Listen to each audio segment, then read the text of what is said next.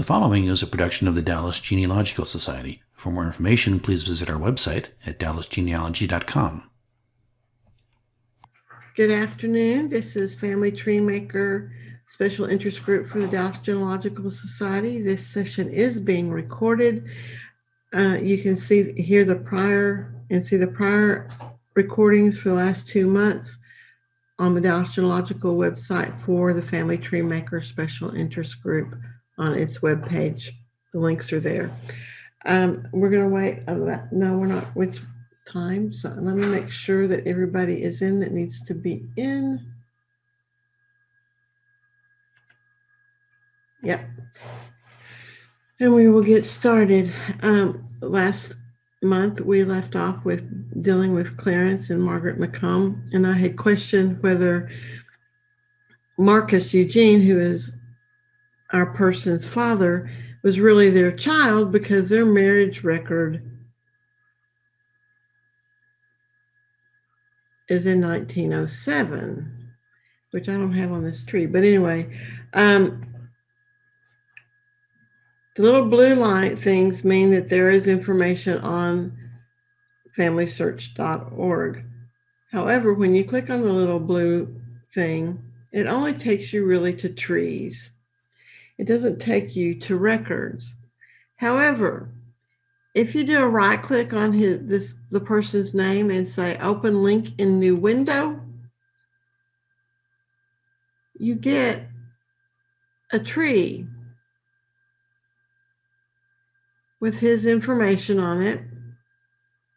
And it tells you if there are sources on this tree. And in this case, there are. And one of the easiest ways I have found to look at all these sources instead of having to click on all the links is to scroll down to the bottom and look at in the list of things to print. It says family with sources. If you click on that link, it opens in a new window. It opens a family group sheet. Note that this is 8 pages. I don't print this stuff. Just use it to read it, because if you scroll down past the family group sheet record stuff, you get to the sources for all of these people. And one of the things that's nice is it does give you the URL that they got it from. Now, it's not an active link URL, so you have to copy and paste it into a browser, but it does give you the URL. So like, here's a Texas marriage on him. I can take this URL. Oops, it jumped. My mouse is not behaving. Where'd it go? Now I lost it.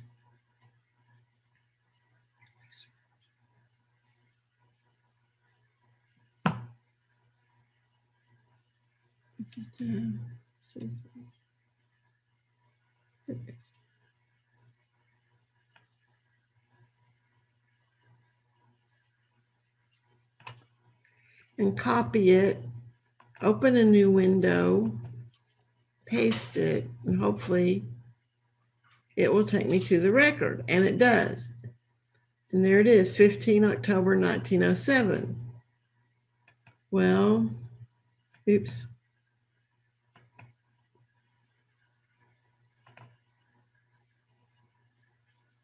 Marcus was born in 1906.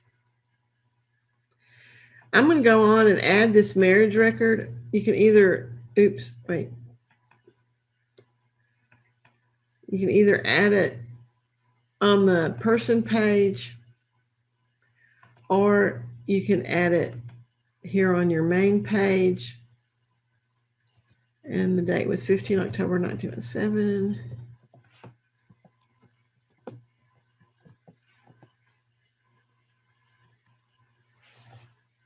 And that was in Harris.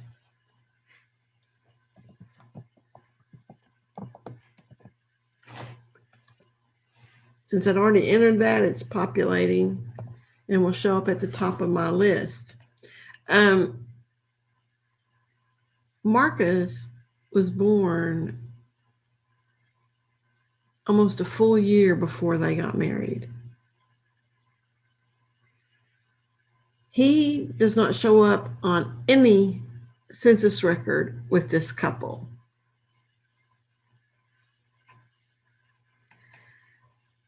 And if I go back and look at the sources,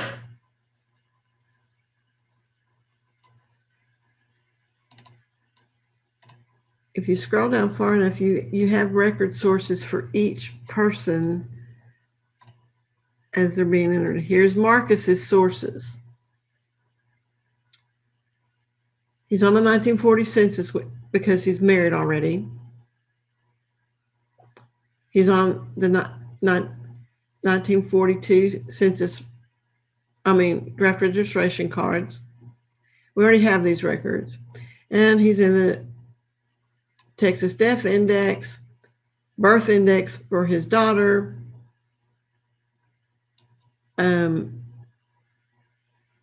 And we have his actual death certificate that names his parents. That is the only document that we have that names his parents. And that information, we can go look at his at the death certificate itself and look and see. It bounced again. Who the informant was.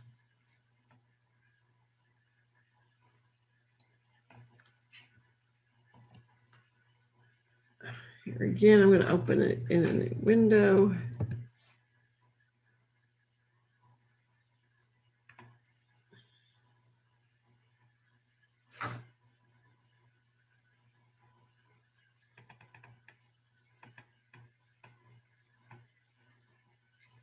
And it is given by his widow.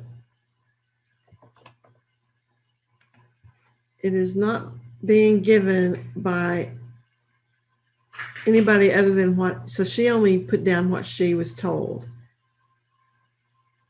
And like I said, he shows up on nothing. He should be on the 1910, 20 census at least, probably the 1930, but he does not. Leads me to wonder if he's really their son.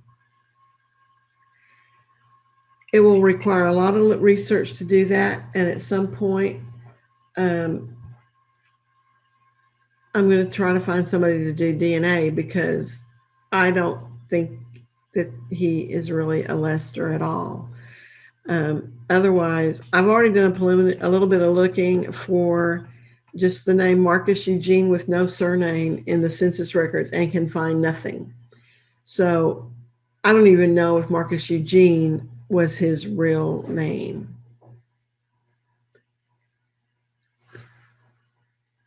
And those are the questions you have to figure out, doing genealogy. You come across this stuff all the time that it may not make sense.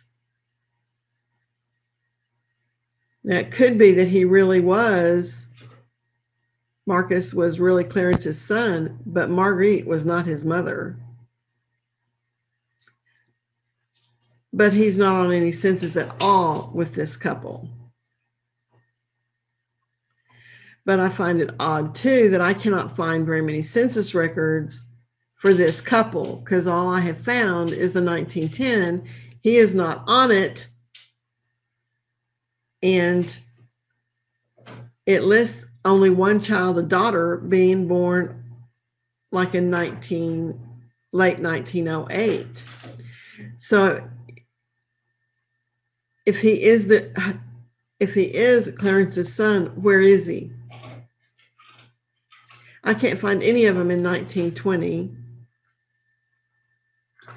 So I kind of have to think about, am I going to pursue that Lester line right now until I get more clarification or can find more information?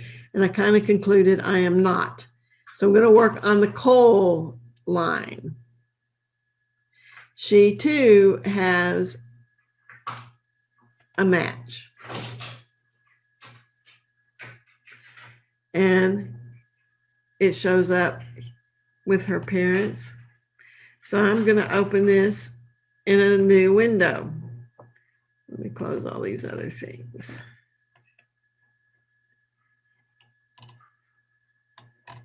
And actually, because she's the child, or she's the main person, I really want to look at her parents and see how they attach her to them. So I'm going to click on her dad to make him my primary person here. So I can move down and look at the family with sources, just like I did on that other one, and it should open and give me, here again, 8 pages, because the first 2 are really the regular family group sheets that everyone is used to looking at, and then you've got all the sources. And somewhere down here should be what they used for Noreen.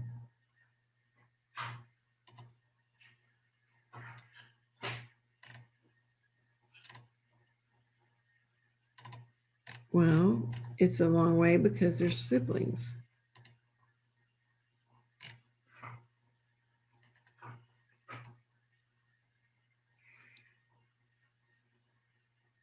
They have her in the 1930 census and the 1920 census with her parents.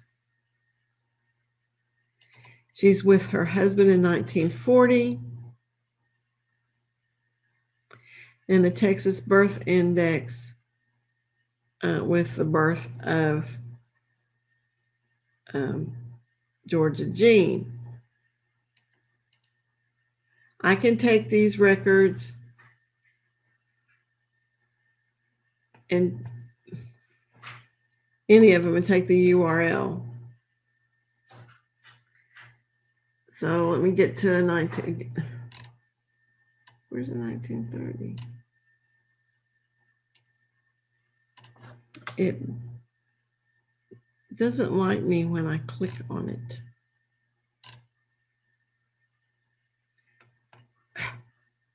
Good. Okay, 1920.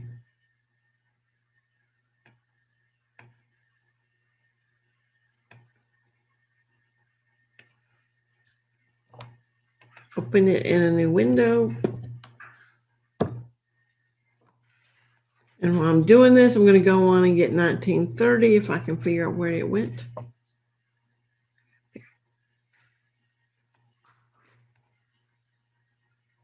Why does it do that?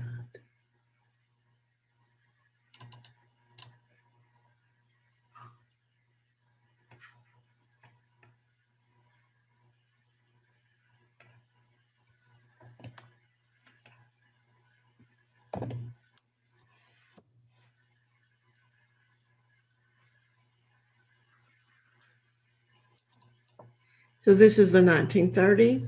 I can do view original document.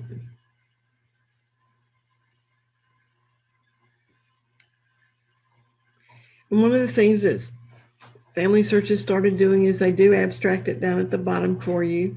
You can close this window if you want to, but you don't have to. I am going to download this record. And I'm going to put it in the right folder for this tree. Move this down.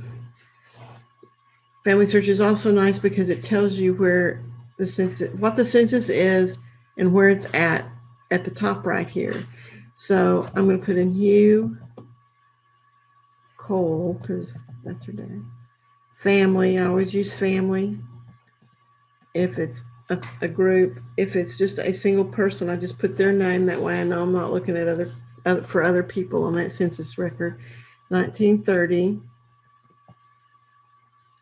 census. Oops. In Bastrop.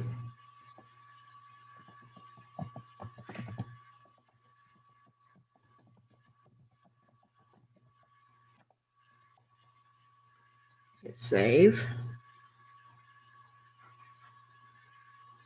Come back over here to my people. And I'm going to add new parents. Her dad, Hugh.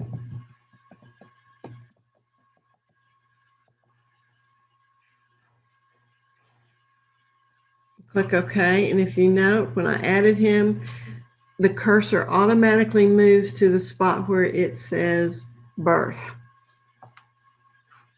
So you're in the right spot to put his birthday.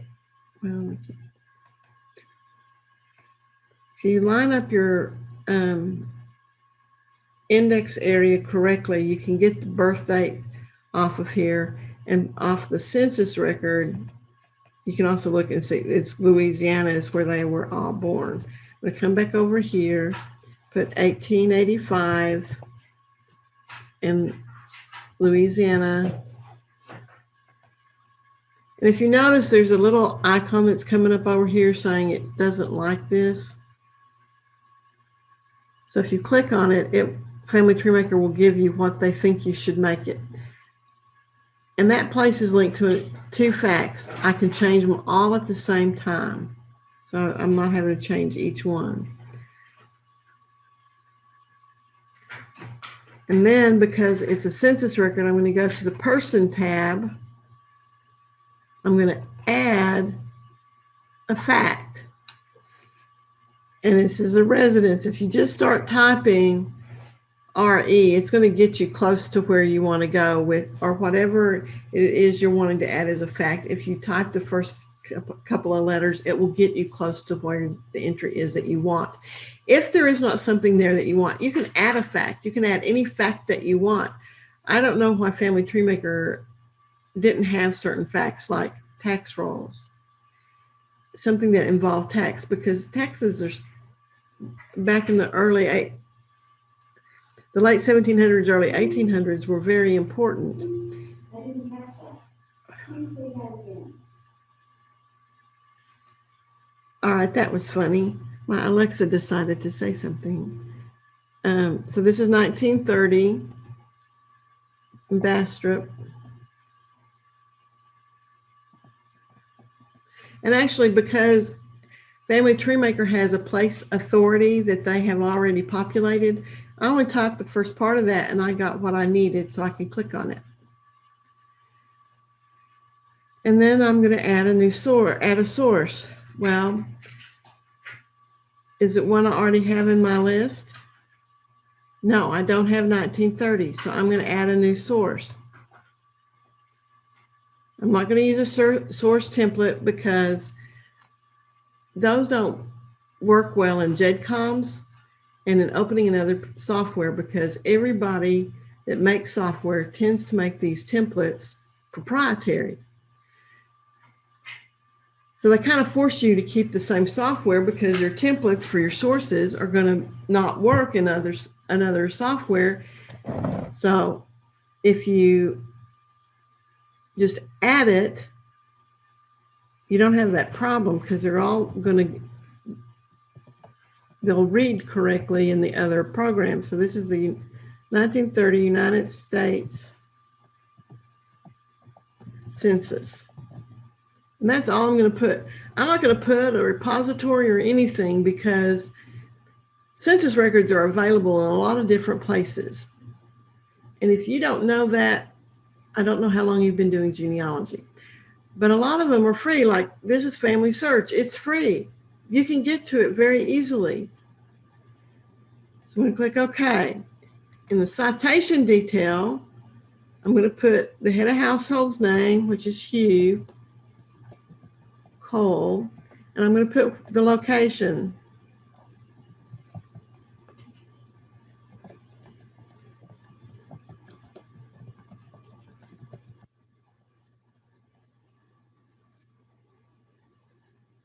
And I'm going to click the media button, and I'm going to attach new media. Now it's going to take me to the wrong place because it's going to do that.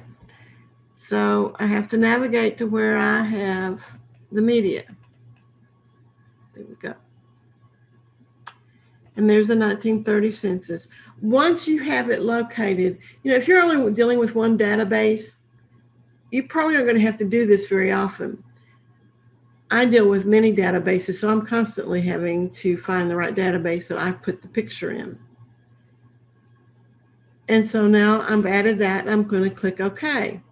And it adds a little 1 here, so showing you that there's a source and there's a media. And I'm going to add it to the place. So I'm going to go over here to the little arrow besides new and click on use existing source. Since I have just entered that one, it is selected for me. All I have to do is hit link to citation. I go up to his name, click the little arrow, use existing citation, link to citation. Now I'm going to come over back to my tree. I know she's in that tree. So I'm going to look at her. You can actually add the information here. These don't always show up. You have little icons that can show up that says source citation. If you click on that, one of the options is use existing. And as long as you haven't changed it, you can keep using existing. Now we're going to add a spouse. In this record, her name was VODA, although I'm pretty sure it's not that. Just pretty sure. I'm going to click OK. And her name shows up over here, and the cursor is here in her birth. She was born in 1885 in Louisiana. That's from the census records. Oops. Oh,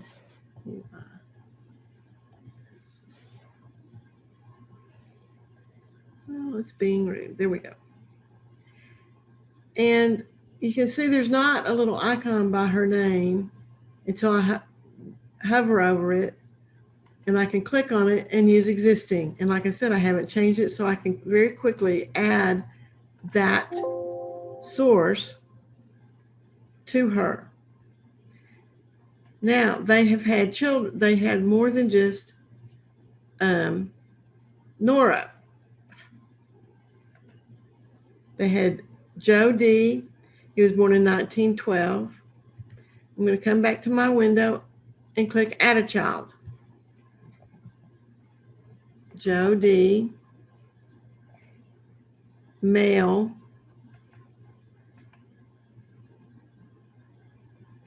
Okay. There you can see it. That cursor moves to the birth. I just 1912. Stop typing Louisiana. There we go. I boo-booed a while ago. And here again, you don't always see that little icon for the source, but it is there. So no, that's where you source. And then the next kiddo, oops, hit the wrong button.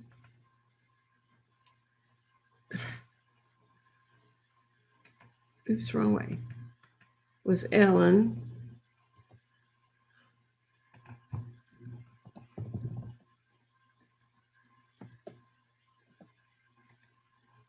Oops, click OK.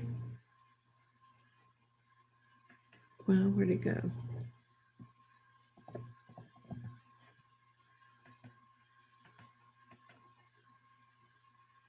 She was born in 1915 in Louisiana.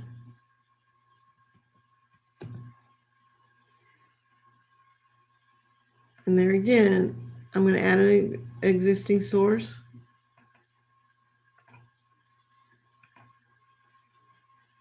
And are there any more kiddos? Nora's already there. There's Mayfield in 21. Oops, wrong button.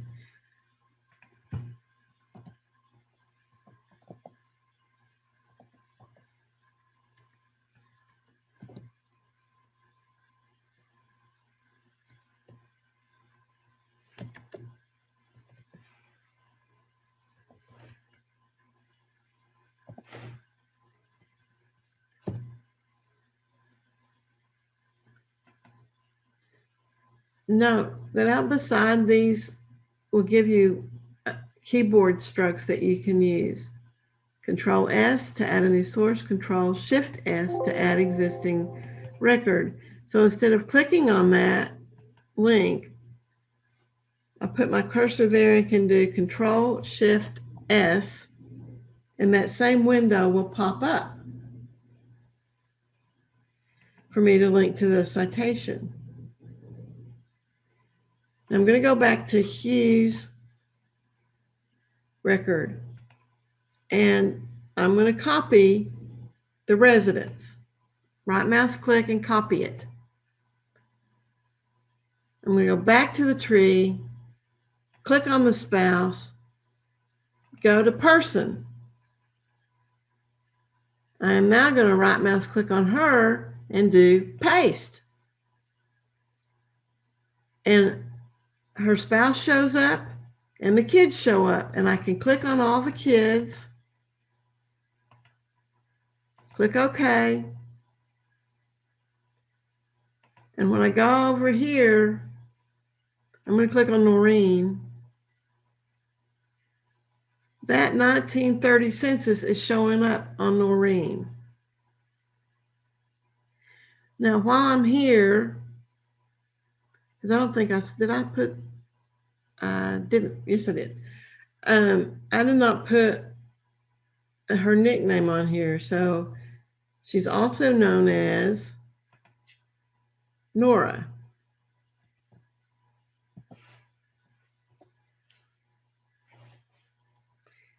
Because that's on this particular census.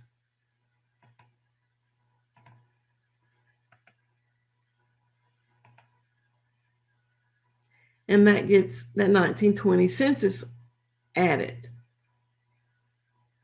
Come back over here. We've done that one. And that's the intro. All right, this is 1920. View original. This is where they are in Louisiana, which will give you additional clues as to where they were, because they were all born in Louisiana. And a lot of them now have middle initials in their names. And the ODA is now the ADA. I'm going to download this one and put Hugh Cole, family, 1920, Marion, Union, and this is Louisiana, so it's a parish, not a county.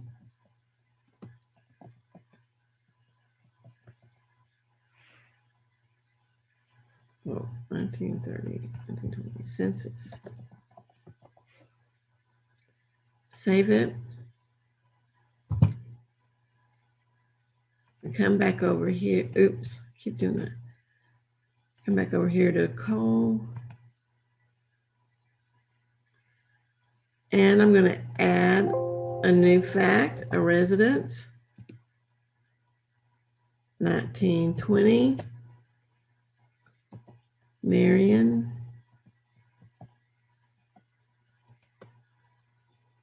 Union, Louisiana. Click on new. See if I already have 1920 in my list. I do not, so I'm going to have to create a new one. It says 1920. Oops. United States Census.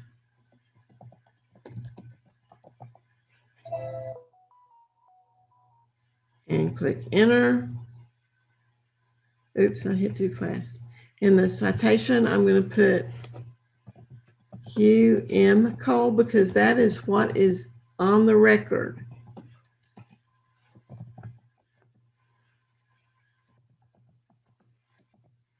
And the location.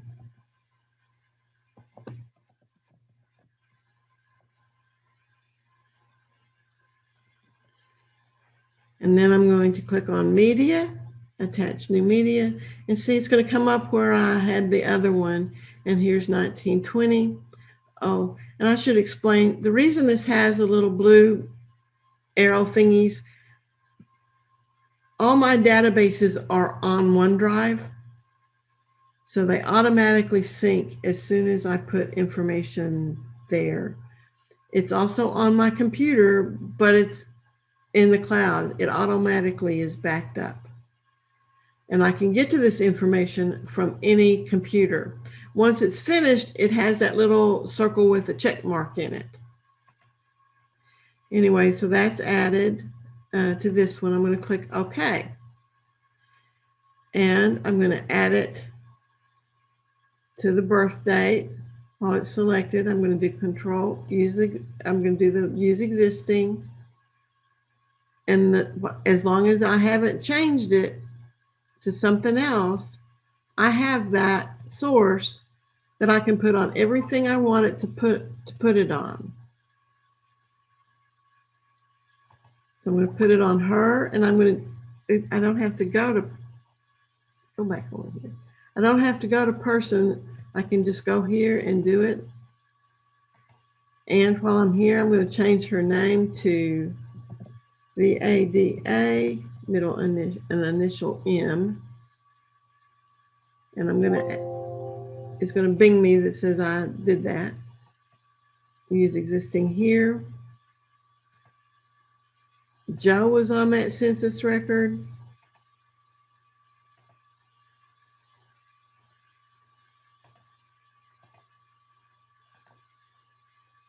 Ellen was on that census record.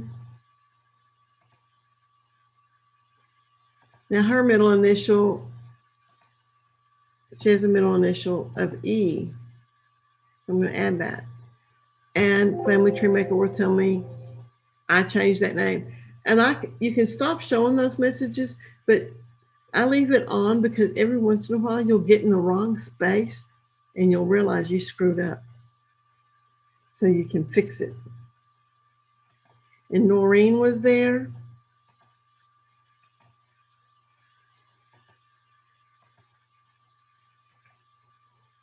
And now I'm going to go back to Hugh. I'm going to copy 1920 like I did the 1930. I'm going to go to Veda and go to her person tab, right mouse click and paste. All right, why didn't it copy? Did it not copy? Try this again. Copy.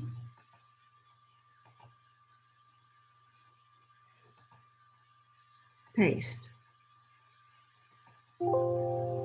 And the kids come up and I can select them and click OK, and it adds them to all of that. That makes it pretty easy to deal with. So now we're going to go back to, I'm going to close this window and this window. I'm going to go back to looking at his sources and see what else these people had for him. You know, if they didn't have any sources, I could still utilize the information that was found as long as they have complete dates and places. Now, if they don't have both of those things, I have to question how much research was really done. I do sometimes put their names in my database only because it's easier to search that way, but then I can delete them if I can't prove it. I've been able to take names, dates, and places that had no documentation whatsoever and documented several generations of people because I can go look for that information because they gave me the place. So we've done 1930. He is actually in the death record for Texas. So I'm going to copy that URL if it will let me.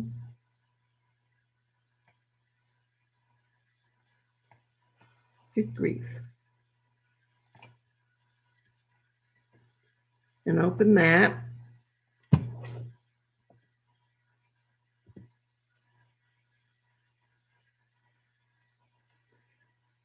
And Let's see what else there is. There he is in 1940.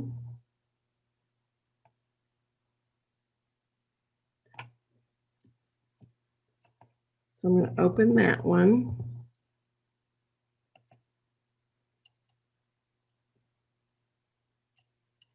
We have him on 20. There's his World War I draft registration card. Do they have a URL? Yep. Now, mind you, a lot of this stuff is on Ancestry, but this is Family Search and it's free. So use Family Search as long as you can. He was also on the World War II ones. World War II can be nice to find them on because it also sometimes names other family members. I go through and try to open everything at one time because then I'm not going back and forth to opening stuff. That's the, oh, there he is on 1900.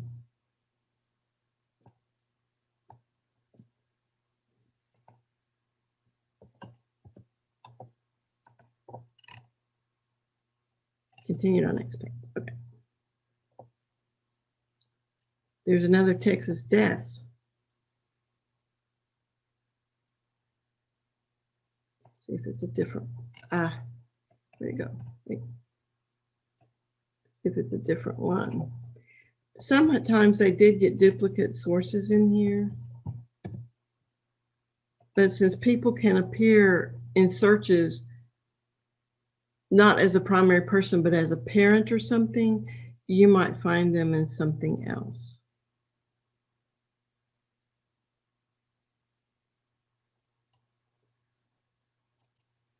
And then we get to Veda. And I'm looking to see where they got her last name.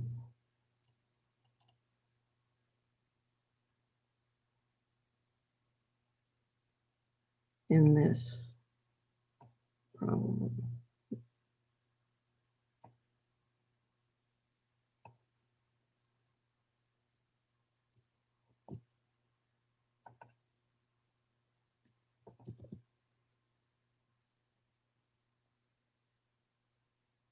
Okay.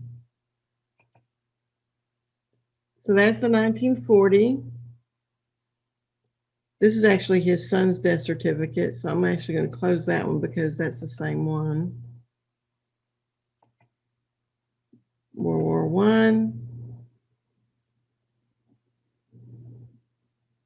I. This isn't available on Family Search. It's available probably on Fold 3. Now, there are some libraries that give you access to Fold 3, even at home.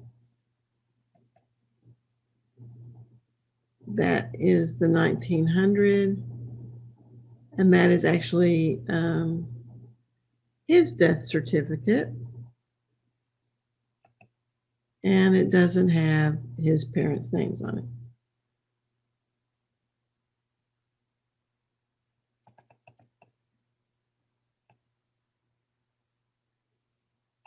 Even though it looks like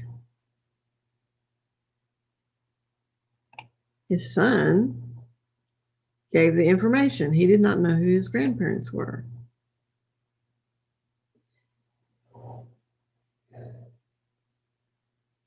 Since we're here, we'll start with this one and we're going to download this. This is Hugh M. Poole death certificate.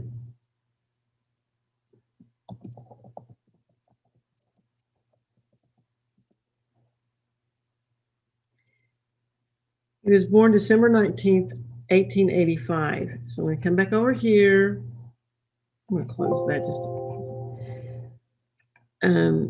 he was born, I forgot when it was.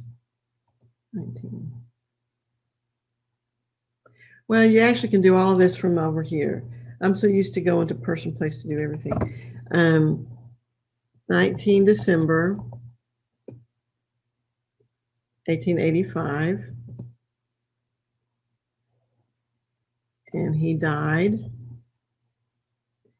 22 June 67.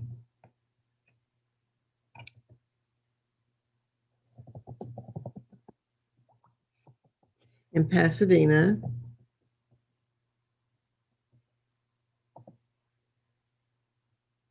Well, am I misspelling it? Probably, since I can't spell worth a flip. It's limits.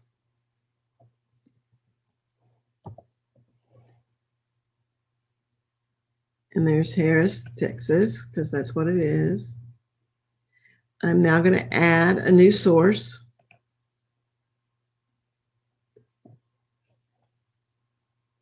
To this person. I do not have my catch. I'm going to have to make a new source. Death certificate.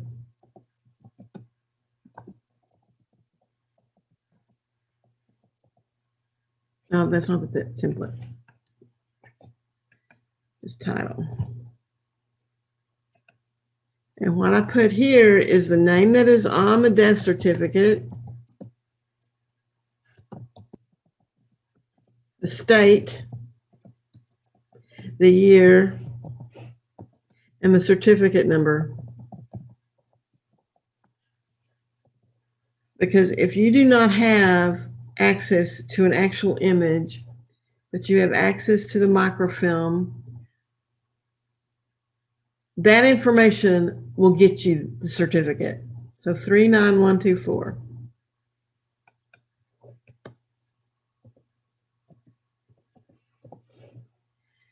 And I'm going to add the media.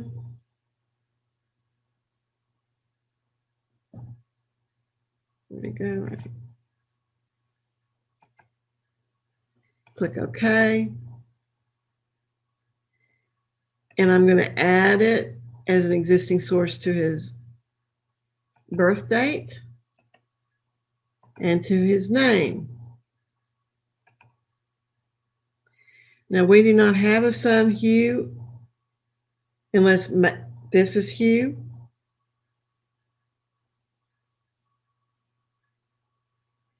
And he may be.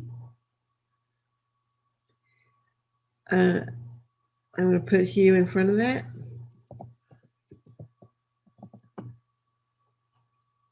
And I'm going to add an existing source because he was this person that gave the information. I'm going to come, oops, I didn't mean to do that.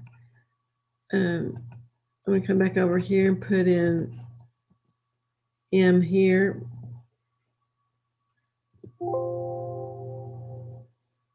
And so I've added that death certificate.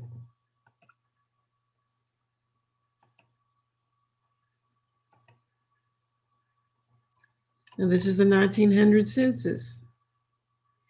This adds his parents and his siblings. So if I view the original document,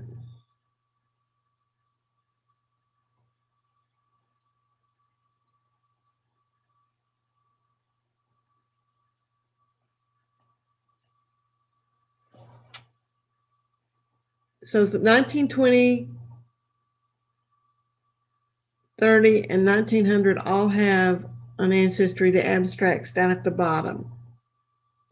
And they were nice enough to even give you that month that is actually on the census record. So his dad's name was Andrew J. Cole. So I'm going to download this, scooch it down here, and put Andrew J. Cole family 1900 census in Union Parish, Louisiana.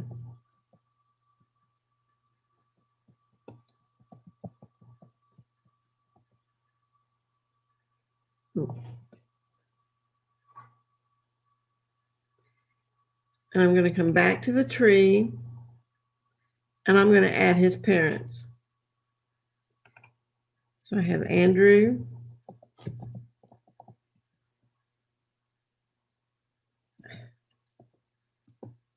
J, Cole. Oops. And that said May of 1850.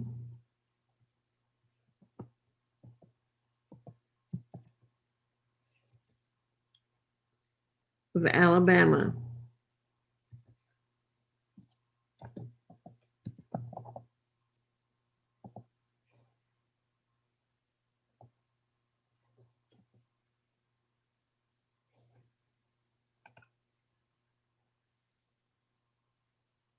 And before we go any further, I'm going to go in and add this residence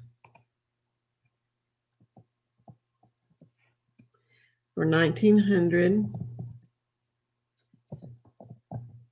Union, Louisiana, and source it.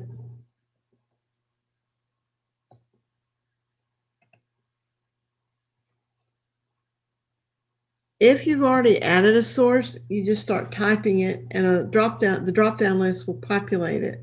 So you can go on and just click on it. And then you can put in your citation, Andrew J. Cole.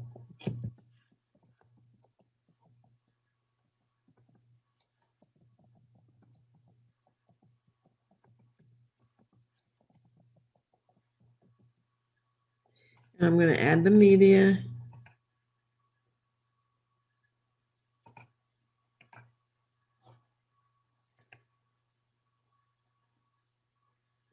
And while that's selected, I am now going to come and add that information to his birth year and his name. I'm going to come back to the tree. I'm going to go in and add it to Hugh because he's on that record.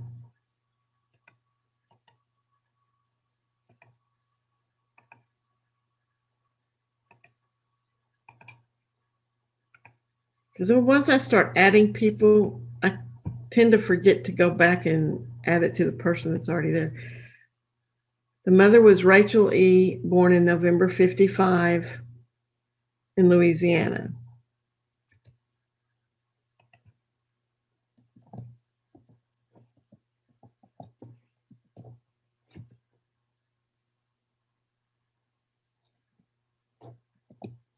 Now, normally, if I don't have a last name, I go on and put in a backslash as a placeholder. Otherwise, you end up with this situation where her E would become her last name, like this M did for her. And you don't really want that when you're trying to find somebody because you're looking for this other name.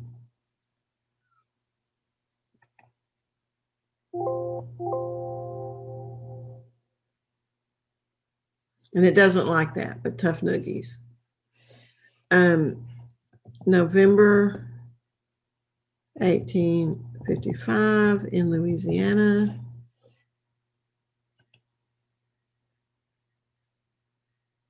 And now we're going to start adding his siblings. Isaac A., August 75.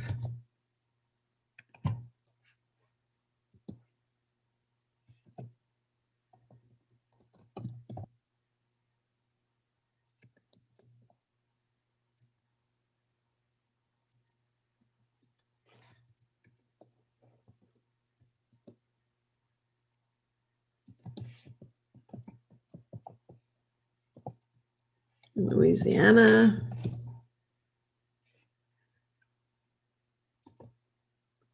Next one's Sally, November 79.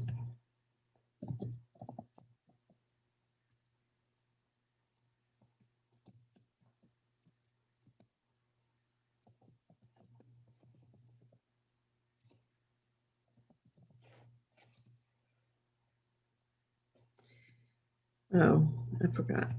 I need to source this. Oops. And see, because I did that, I screwed myself up. No, I didn't. It's still linked. Okay. I forgot to do him. Oops. This one.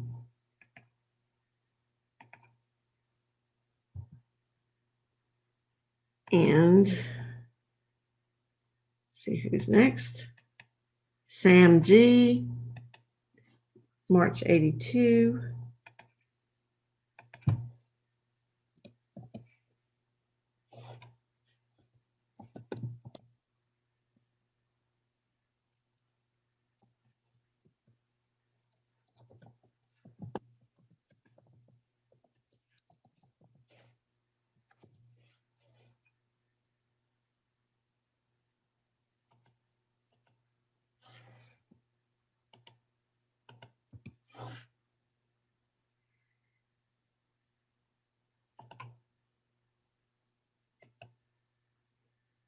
There was Hugh, there's Ella in March 91.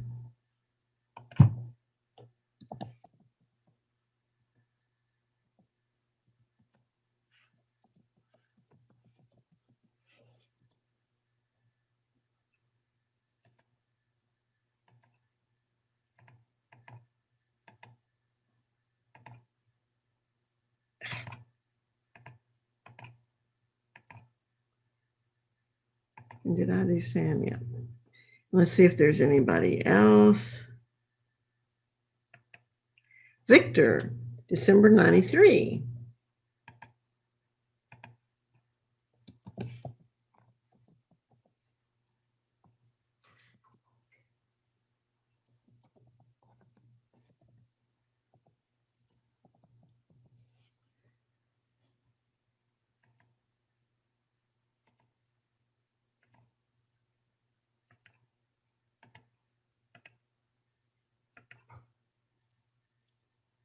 And then I'm going to come back over here to Andrew. Go to person. Here's this residence. I'm going to copy it. I'm going to go to Mama. I'm going to paste it on her. And then there's Victor, Ella, Hugh, Sam, Sally, and Isaac. I'm going to add it to all of them. And if you go back over here and look at any of the kids, that 1900 census is there. Go back over here, and I'm going to delete these two records because we've added them.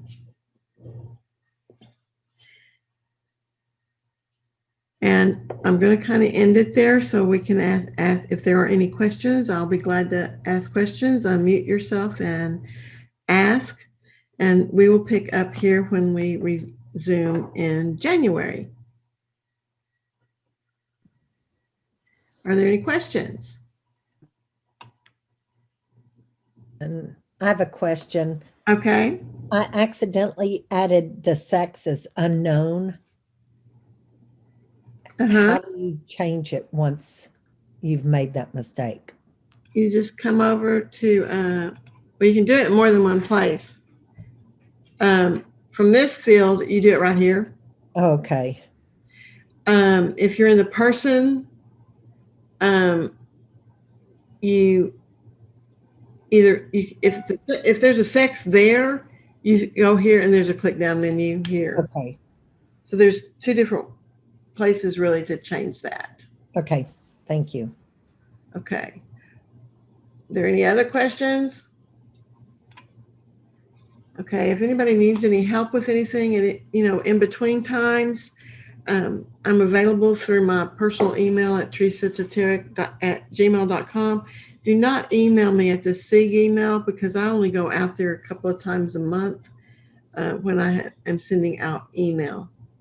I just don't have time to look at all the email accounts that I have for different things. So let that be known. Okay. Jan, Teresa, yeah. how do you get to that? I was late coming in. How do I get to the recording of the beginning? I mean, I see the recording button up here.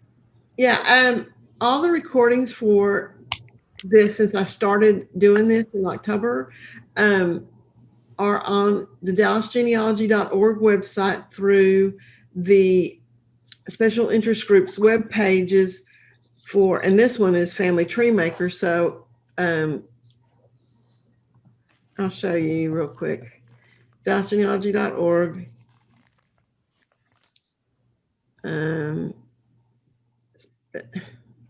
Special interest groups. And then this is Family Tree Maker. Well, where'd it go? They rearranged this. Okay, Family Tree Maker. Down at the bottom, they have the recordings. So after this one gets edited, it will be put up. And I'm not doing the editing because I don't know how. I'm going to get trained after the first of the year. This has been a production of the Dallas Genealogical Society. If you're already a member, thank you. If you're not a member, please consider joining now by going to dallasgenealogy.com and clicking on the membership tab. Your membership dues will help us support the genealogy section of the Dallas Public Library, and it will allow us to continue our education and preservation efforts.